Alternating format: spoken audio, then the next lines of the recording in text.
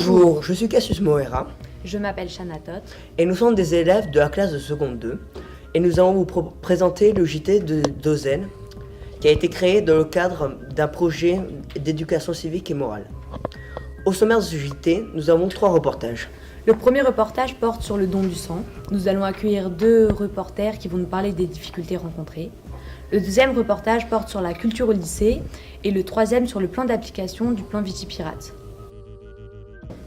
Madame Deltil, l'infirmière du lycée, a accepté de répondre à nos questions concernant le don du sang, plus précisément sur les caractéristiques que doit avoir le donneur.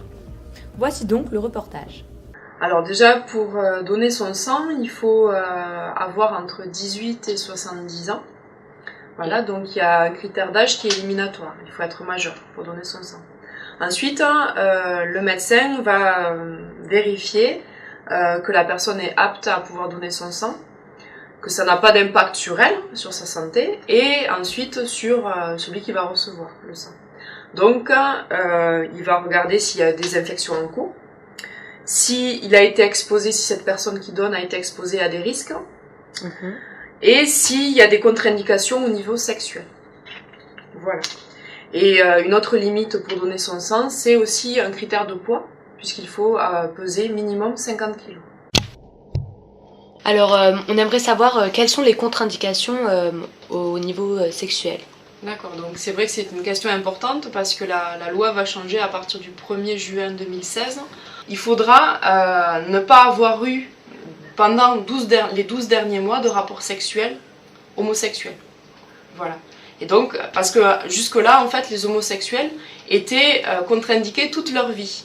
Voilà, donc la loi va ouvrir, donc, dans un premier temps, sur le don de plasma, et ensuite, s'il n'y a pas eu de rapport sexuel pendant les 12 derniers mois, alors ils ne seront plus contre-indiqués à vie, mais ils pourront donner leur sang. Il y a d'autres études qui montrent que quand même ça reste les populations homosexuelles qui ont le plus de VIH, qui peuvent être porteuses du VIH le plus dans la population. Mais aussi, enfin, dans le questionnaire, dans les 51 questions, si la personne a eu des rapports hétérosexuels avec plusieurs personnes différentes, de toute façon, son sang ne sera pas accepté. Elle sera contrainte.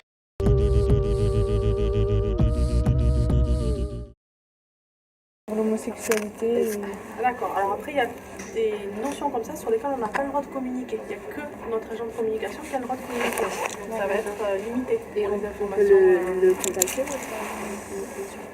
Alors là, bonne question. On va attendre que la médecin responsable de la collecte sorte. Je vais en parler.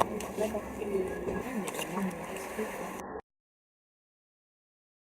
Que le sida, ça met un certain temps à être détecté, non? Pour un hétérosexuel et pour toute personne, ça sera les mêmes questions avec les mêmes problématiques de pratique. Ça va être que tout n'est pas détectable dans les analyses au moment même où on se contamine. Ça serait trop facile. Et c'est ça la problématique, la difficulté. Ça en compte sur un rapport de confiance. Et oui, il faut vraiment que les gens, on n'est pas là pour juger les gens, on est là pour leur dire, nous on ne juge pas vos pratiques, on ne juge pas ce que vous faites, mais nous il faut qu'on soit super sûr qu'au moment où on va analyser votre sang, on va pouvoir détecter une maladie qui serait présente ou pas. C'est ça en fait l'idée. Bonjour. Bonjour. Vous êtes donc les 2 reporters qui ont accepté notre interview. Pouvez-vous vous présenter s'il vous plaît? Alors nous sommes 2 élèves de la seconde 2. Moi c'est Charlotte. Je m'appelle Hugo. Votre sujet de base n'a pas été gardé, vous avez donc changé de sujet. Quel était-il? Alors en effet vous avez raison. Nous avions décidé de nous intéresser sur la discrimination face aux homosexuels qui, comme vous le savez, n'ont pas le droit de donner leur sang s'ils ont eu un rapport sexuel datant de moins d'1 an. Hélas, ils ont refusé de répondre à nos questions pour diverses raisons et on a dû se rediriger vers un sujet qui est l'organisation du don du sang et la sécurité. Mais pourquoi n'ont-ils pas voulu répondre à vos questions? Alors c'est un sujet sensible qui fait polémique en ce moment. Et on a toujours besoin de plus de donneurs de sang en France, il en manque toujours, et ils ont eu peur de faire polémique et de perdre des donneurs.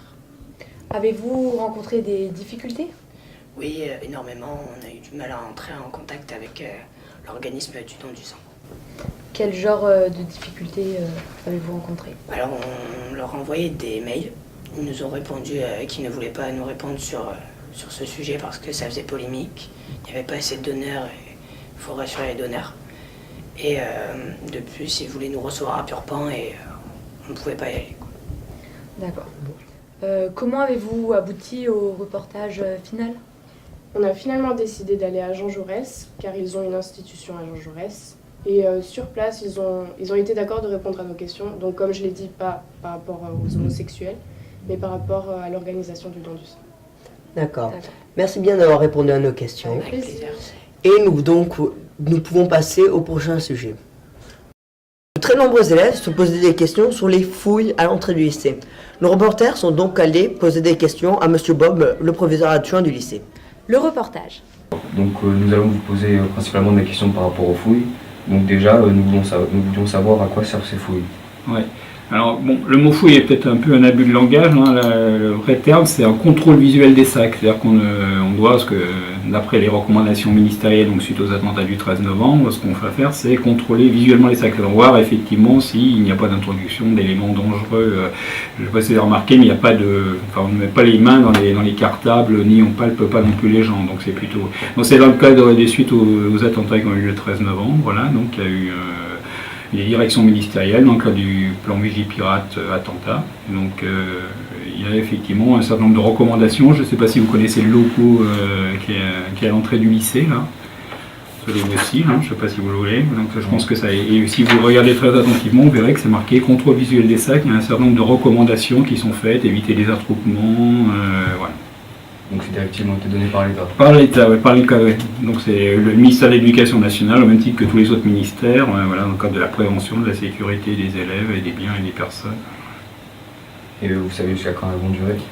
Alors le plan état d'urgence normalement dure jusqu'au 10 avril, quoi. Donc cet état-là de sécurité et de prévention peut durer au moins jusqu'au 10 avril, quoi. Et donc tous les lycées le font? Alors tous les lycées, en tout cas, établissent ce contrôle visuel. Alors en fait, après chaque lycée doit adapter son système de vigilance par rapport à son nombre d'entrées et puis par rapport aussi à ses effectifs. D'accord, ben, merci beaucoup de nous avoir répondu et au revoir. Merci. Suite à de très nombreuses demandes, nous avons choisi de présenter un sujet sur la culture au lycée.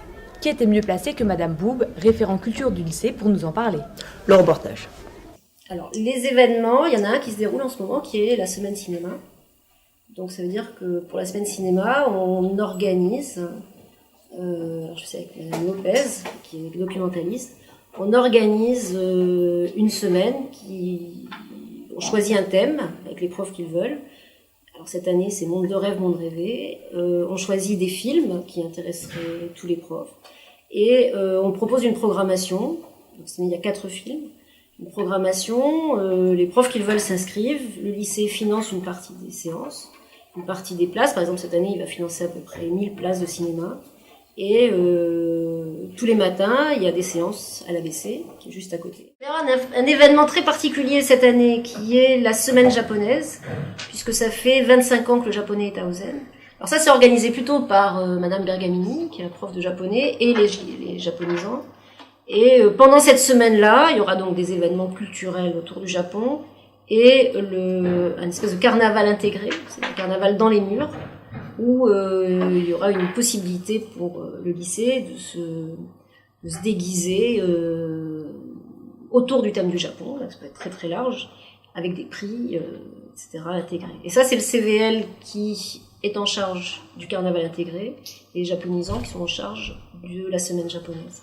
Après, il y a un autre événement qui se déroule en avril-mai, c'est le CVL qui l'a initié, c'est une semaine des arts, donc ça a commencé l'année dernière, avec la participation des élèves, l'idée que les élèves peuvent faire des concerts.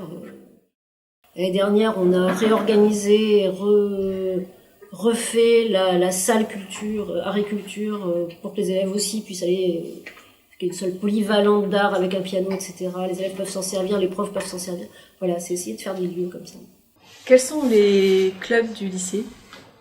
Alors, les clubs du lycée, il y a le club, le théâtre d'improvisation, là il faut aller à la vie scolaire pour savoir comment s'inscrire, qui se fait avec un intervenant extérieur et qui suit des règles. L'année dernière, ils ont gagné un prix. Il y a le ciné-club qui est organisé le mercredi après-midi par un AED du lycée. Et puis, il y a un atelier de théâtre espagnol organisé par Madame Sanrosé qui veut monter une pièce en espagnol à la fin de l'année. Alors avant, il y avait plus d'ateliers dans le lycée, mais ça dépend de la demande. Il faut que les élèves demandent pour qu'il puisse y avoir la mise en place d'ateliers, de moments où on peut faire les choses ensemble. Le cinéma l'ABC a fêté ses 50 ans et la semaine du cinéma revient l'année prochaine. Nous avons été ravis de faire ces interviews et nous sommes heureux que vous nous ayez écoutés. À bientôt.